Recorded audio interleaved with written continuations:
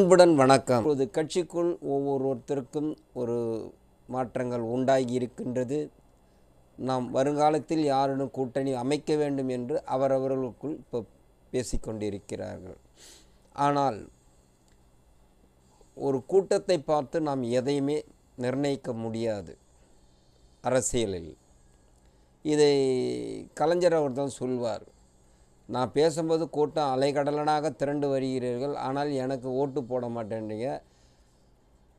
என் நண்பர் எம்ஜி ராமச்சந்திரன் மட்டும் ஓட்டு போட்டுறீங்க. அது உண்மையானது, நிதர்சனம். ஆனால் இன்று அப்படி அல்ல. யாருக்கு வேண்டுமானாலும் வருவாங்க மக்கள். ஏன் அன்பு சகோதரர் விஜயகாந்த் அவர்கள் அவர் ஒரு மாநாடு நடத்தினார் பிரம்மாண்டமாக. அப்பொழுதும் இதே நிலைதான். இப்பொழுது அன்பு சகோதரர் விஜய் அவர்கள் ஒரு மாநாடு நடத்தியிருக்கிறார்.